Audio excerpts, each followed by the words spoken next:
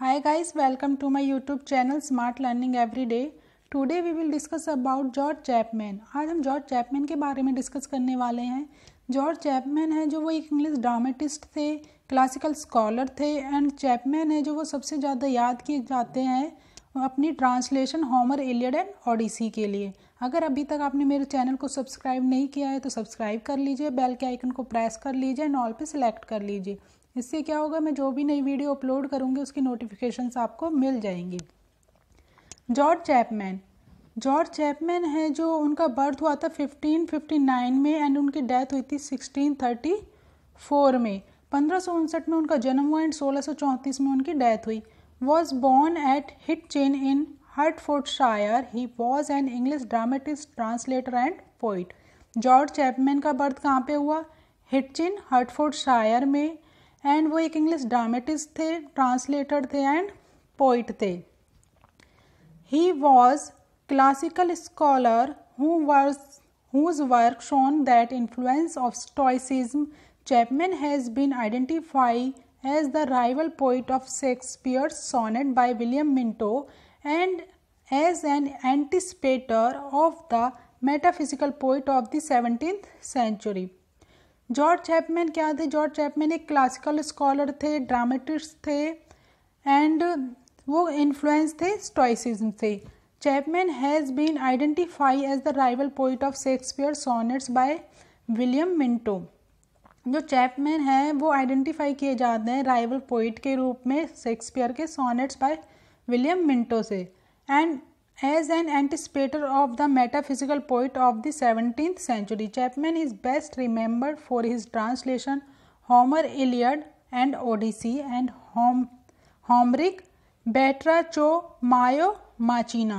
इनके लिए उनको सबसे ज़्यादा याद किया जाते हैं इन जो उन्होंने ट्रांसलेशन दी थी होमर, इलियड एंड ओडिसी की एंड बाट्राचोमायो माचिया की। उनके लिए उनको सबसे ज़्यादा याद किया जाता है, ये उनके बेस्ट वर्क थे। Then he is best remembered for translation of Homer, Iliad, Odyssey, Greek to English language। जो Odyssey है उन्होंने Greek to English language में की, Greek to English language। John Keats written poem on his life looking into Chaparian। John Keats ने जो poem लिखी on his life looking into Chaparian। Then उनके कुछ इंपॉर्टेंट्स वर्क हैं जॉर्ज चैपमैन के। The blind beggar of Alexandria, all fools, eastward ho written with Ben Jonson. जो eastward ho work है इनका रिटन विद बेन जॉनसन, जिनके साथ उन्होंने मिलकर लिखा था, इस वर्क को जब ये लिख रहे थे तो इनको जेल हो गई थी। देन उनका वर्क है बुसीदा एम्बॉइस। ये एक ट्रेजिक प्ले है and best play, next play. And then उनका वर्क आता है the revenge of Bussy एम्बॉइस।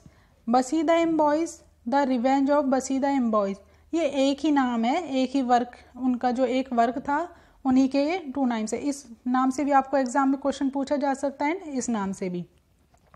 Then उनका वर्क आता है मे डे एंड लास्ट उनका वर्क है केसर एंड पॉमी। ये एक जैकोबियन प्ले था उनका।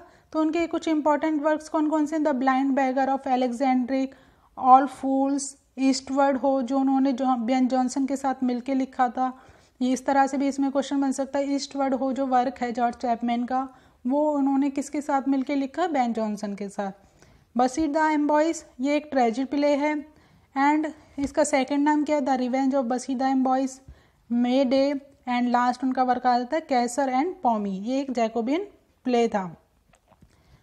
Then the first book of his translation of the Iliad appeared in 1598. It was completed in 1611 and his version of the Odyssey appeared in 1660. First book का जो उनकी translation की थी, उन्होंने जो अपनी फर्स्ट बुक ट्रांसलेट की थी एलियड, वो कब अपीयर की थी? उन्होंने 1598 में एंड कंप्लीट कब हुई उनकी? 1611 में and his version of the Odyssey appeared 1616 में। इस तरह से भी आपसे एग्जाम में क्वेश्चन पूछे जा सकते हैं कि जो उन्होंने फर्स्ट ट्रांसलेशन की थी इलियड की वो कब स्टार्ट की थी 1598 में, कंप्लीट कब हुई 1611 में, एंड उसका जो वर्जन आया ओडिसी वो कब अपीयर हुआ था 1616 में। Chapman's Homer contains message of great power and beauty and inspired the sonnet of John Keats on first looking into Chapman Homer. ये कब लिखा उन्होंने 1815 में। Then Chapman's conclusion to Christopher Marlowe unfinished poem Hero and Leander 1598 emphasizes the necessity of control and wisdom।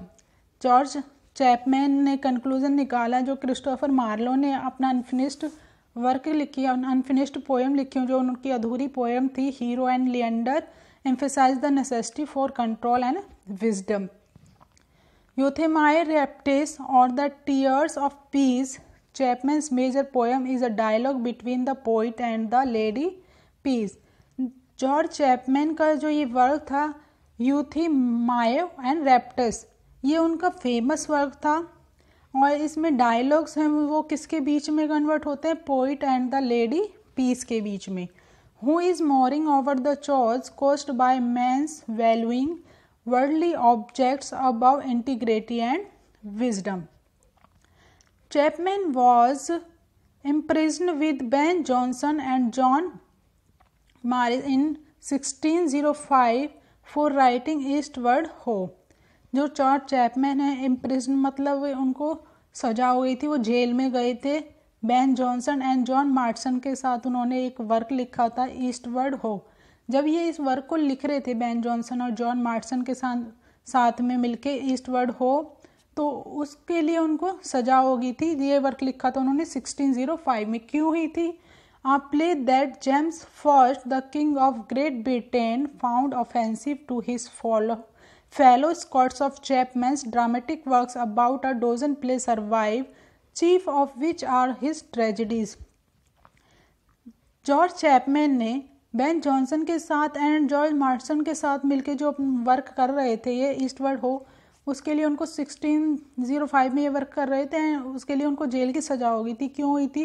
क्योंकि उस time पे जो king थे ग्रेट ब्रिटेन के, जो किंग थे जेम्स फर्स्ट, उस टाइम पे ग्रेट ब्रिटेन के कौन किंग थे? James first.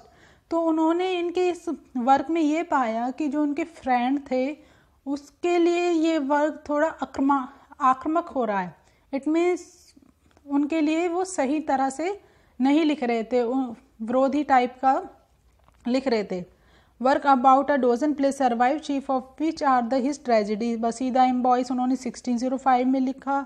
The conspiracy and the tragedies of Charles Duke of Byron उन्होंने 1608 में लिखा। एंड द विडोज टीयर्स 1612 में लिखा। ये इनके इम्पोर्टेंट वर्क थे।